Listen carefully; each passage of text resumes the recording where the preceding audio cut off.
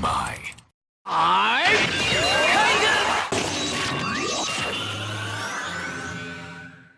What is up, YouTube? This is Nanashi with a brand new video, and first off, I'd just like to say Happy Halloween to everybody. I honestly planned on making some more videos, but due to a small incident with the hospital, I wasn't able to make them as quickly as I needed to. But I am still working on new profiles, so expect more of those in the near future. But that's not what I'm here to talk about tonight.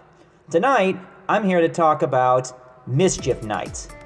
The night before Halloween, where commonly kids would run around pranking people's houses, toilet paper in the trees, eggs on the doors, ringing the doorbell and leaving, that nonsense. Well, it seems like Konami decided to take part in it in their own unique way, because they gave us a new emergency adjusted ban list that has hit the meta in such a unique way, it has completely flipped it on its head. And they only hit 4 cards. That's the funniest part of the whole scenario.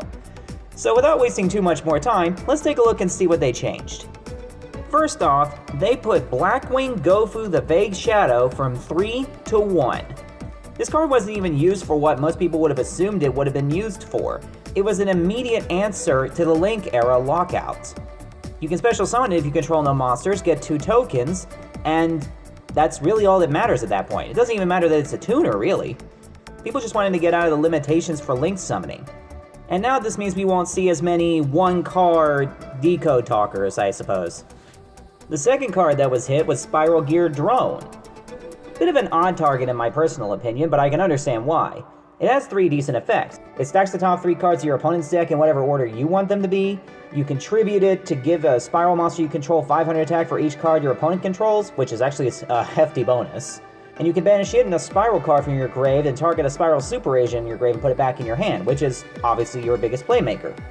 If I recall correctly, most of the people who played this card used the first effect more than any of the other 2, but in addition it was also a target for machine duplication, which made it really easy to get Spiral Double Helix. I was honestly afraid they were going to hit machine duplication because of this, but it turns out they actually hit the card that mattered, so I'm grateful for that. Then we get to the one that I'm sure upset every single Spiral player in the TCG. SPYRAL quik-fix from 3 to 1. When it's normal or special, you add a SPYRAL Gear card from your deck to your hand, and there's plenty to pick from.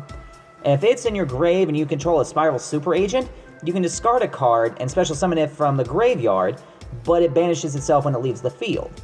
Traditionally, you'd normal summon this, get your card, then machine dupe it, and I still don't understand why it's a machine, it clearly looks like it should be a warrior in my opinion, and get 2 more, which gives you 2 more ads. This is the card that matters the most on this ban list. I saw this card played way more than any other card in the deck. More than Super Agent, more than Double Helix. This guy was everywhere. And the problem with this card is the fact that they didn't make its effect once per turn. They would have still needed to hit Drone probably, because I can imagine even with just 1 target, Machine Dupe is still valuable in that deck. But at least you wouldn't have been able to +3 just being able to summon it and hit it with Machine Dupe. The last card that they hit on the ban list was actually Set Rotation. This one confused me a little at first. It's pretty much just a different version of Metaverse. It plays a field spell straight from your deck, and it gives your opponent one too. And they plays them both face down, and while either of those cards remain set, neither player can activate or set other field spells. At first I didn't really see a big deal with this. I came up against this card a couple of times. Most people just gave me a Zombie World or a Seal of Orichalcos. I'd flip it up and replace it. It didn't matter that much to me. But then I started realizing that people were using this with field spells that the opponent wouldn't be able to activate.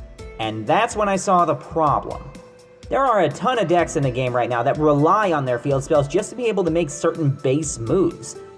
So if your opponent manages to give you something like an Oracle of Zephyra with this, then you've got a serious problem. At the same time though, I recently discovered that this card was an answer to certain really powerful trap cards like Evenly Matched.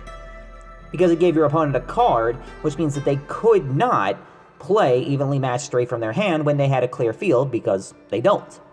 So in that regard specifically, I am upset about this card getting hit. But at the same time, I can see why they did it. I'm not entirely happy about it, but it kinda needed to happen, I suppose. And that's the entirety of this ban list.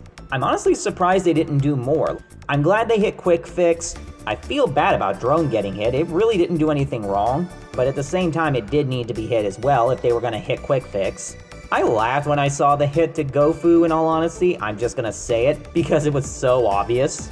And again, I am a little mixed about the hit to set rotation, but at the same time, all these cards were hit for obviously good reasons. So I'm gonna live with these changes. Not that it really affects me at all. I never even played set rotation. But to the people who do use these cards, and especially to the people who invested in Spyrals just to be able to play in this game, I actually kind of feel bad for you guys. If Konami hadn't made such an overpowered archetype in the first place, this wouldn't have been a problem.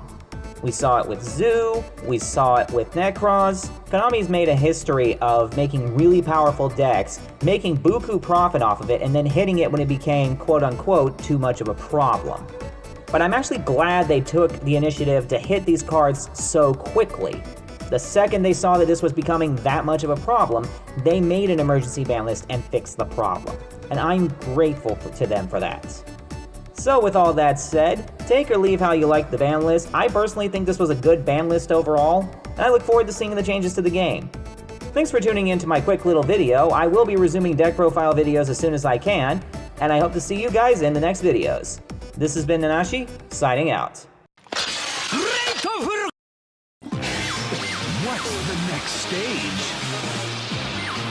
What's the next stage?